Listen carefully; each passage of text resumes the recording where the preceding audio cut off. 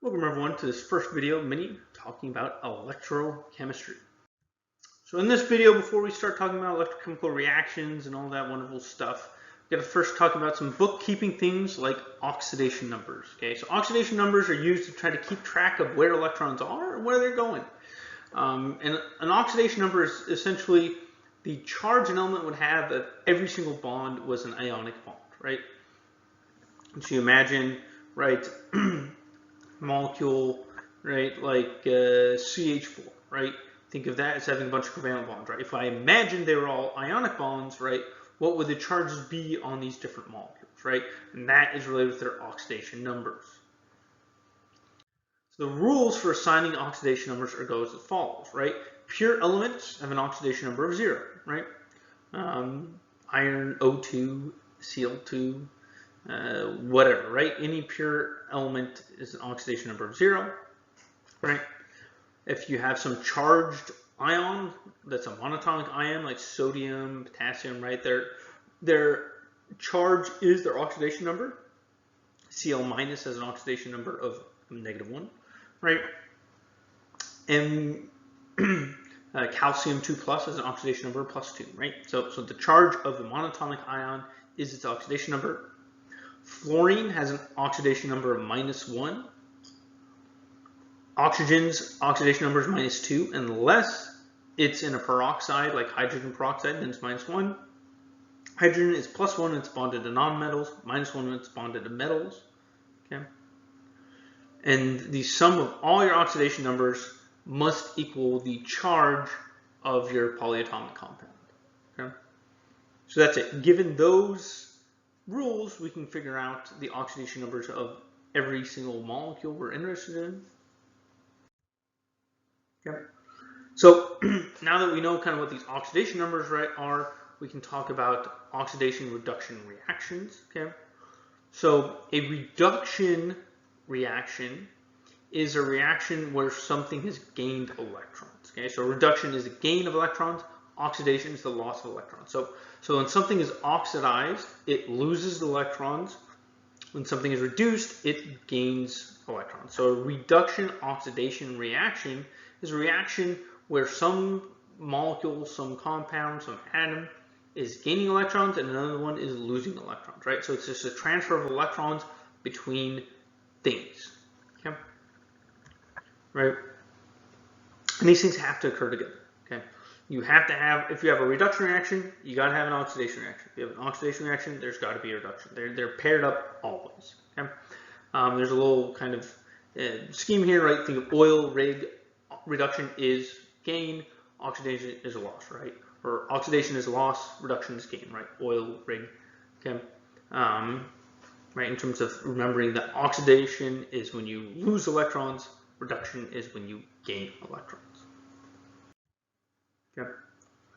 And similarly, when things oxidation numbers, right? If you gain electrons, that means your oxidation number is going to go down. It's going to be more negative, right? Because an electron has like a -1 oxidation number, right? So if something gains electron, its oxidation number is going to go down, right? And if something loses an electron, right, it gets oxidized, its oxidation number will go up. Okay. We'll often talk about in reactions oxidizing versus reducing reagents, okay? An oxidizing reagent is something that acts on another chemical to be oxidized.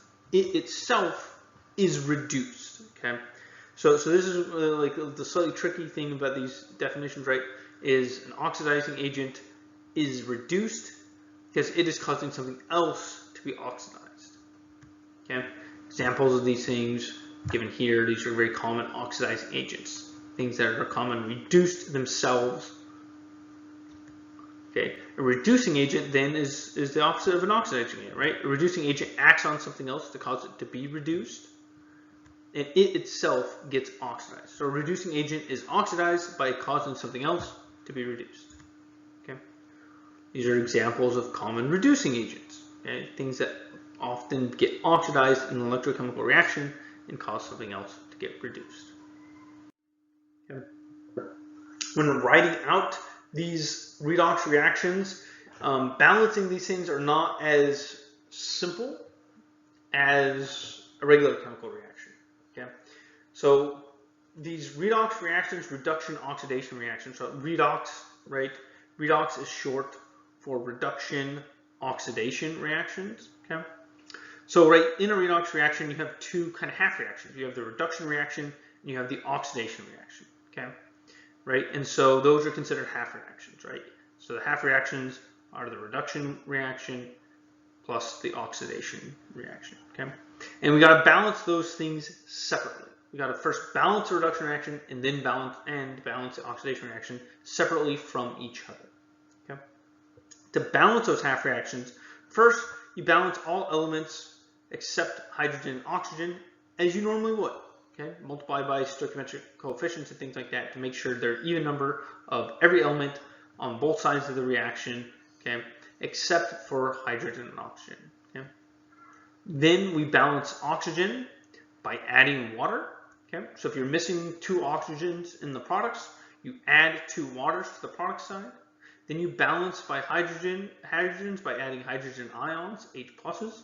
Okay, so again, if you're missing a hydrogen, then you add H plus to that side of the reaction that's missing the hydrogen. Okay, and then finally we balance the charges by adding electrons. Right, so the charge on the reactant side plus the charge on the product side has to be the same.